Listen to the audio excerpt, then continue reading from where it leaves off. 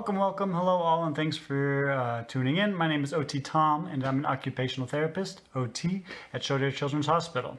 Right now, unfortunately, because of the coronavirus pandemic, everyone's at home, but I hope you're all healthy and well as we try to get through these tough times together. And this is no doubt a trying time for everyone, and kids are of course no exception.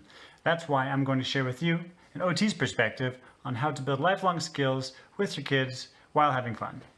These skills I'm going to talk about today are gross motor skills. I'll be answering some questions from a few lucky viewers out there and share a few ideas for games and activities that you can use with your kids to build these skills. Our first question comes from Fishing Tom out on the lake. Go ahead. Hey there, OT Tom. Thanks for having me on the show. This is Fishing Tom out here on the lake. And I was just wondering, what are gross motor skills and why are they so important? And, kind of sounds like if they're gross, why should I be doing them? That's kind of gross, don't you know? Great question, Fishing Tom. Gross motor skills are actually really cool and not gross at all. Unlike the number of fish you got today, 0. Oofta. So gross motor skills are the skills you use that require your whole body to move, which involve everything from your core muscles to your big muscle movements like moving your arms and your legs. They're the opposite of fine motor skills, which are when you're using your fingers for daily things, so like writing, buttoning up your shirt, or picking up the cereal that your 7-year-old just spilled on the floor because he was trying to play Minecraft while eating a cereal. But the reason that gross motor skills are so important is that they enable kids to do everyday functions, including walking, running, playing on the playground, jumping on the trampoline, or even playing basketball. They're also what help kids to get ready in the morning. So get out of bed, putting on their shirts or their pants, climbing in and out of the car, and or biking to school, which is at home right now. But you get the picture. Even for fine motor activities, you need a good gross motor foundation because postural control and shoulder stability will help you to be able to write and even type effectively. So they're involved in most everything you do throughout the day.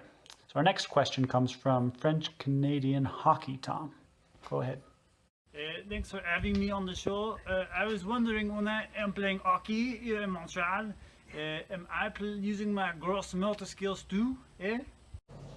You are indeed French-Canadian Hockey Tom.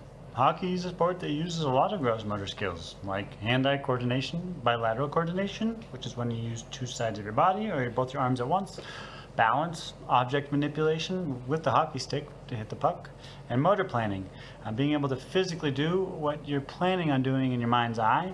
So that would be like stopping before you crash into a goalie on a breakaway, not after, to just name a few examples. Our next question comes from English Tom in Southern England. Hi, thanks for having me back on the show.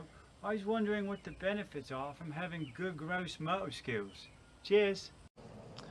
And that's a very good question. Of course, the first benefit is that developing good gross motor skills will promote regular physical activities, which can build the foundation for your child achieving long-lasting good health. Another benefit is that it can help to grow their confidence and self-esteem.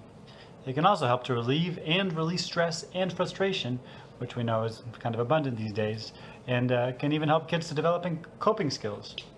But last but not least, when kids are playing games and trying to figure out how to use their bodies to participate using their gross motor skills, they are building new neurological pathways in the brains, which, as they grow, will last for a lifetime. So now for our final question from Farmer Tom. Howdy. I was wondering, how else outside of having my kid dig fence post holes and picking up rocks can I have them get better at the gross motor skills, especially with social distancing and all? Thanks. Another good question. Thanks, Rancher Tom. In a word, fun. Find ways to make games and activities fun and do it with your kids. When kids are having fun playing games, they become intrinsically motivated to do well, meaning that they are not motivated by rewards, but they're motivated simply by the sake of enjoying the activity itself. Some good examples of gross motor activities that are classic games are games that you played when you were a kid. Things like jump rope, hopscotch, building an obstacle course, having relay races, playing red light, green light, popping bubbles, playing catch, or just most sports themselves really. All of those things require motor planning, hand-eye coordination, postural control, core strength, bilateral coordination, and balance, just to name a few. One thing to be mindful of is to provide the just right challenge. The just right challenge is finding the right balance during an activity of the game that makes it not too easy or not too hard, or as Goldilocks said it well, just right. This will also help them to grow in both the gross motor skills and even things like social and emotional skills, and provide a great opportunity for you to bond with them and those that they're playing with. And to top it off, you'll be having fun while playing, which is the hokey pokey, and that's what it's all about. So thanks for tuning in, and have a great week.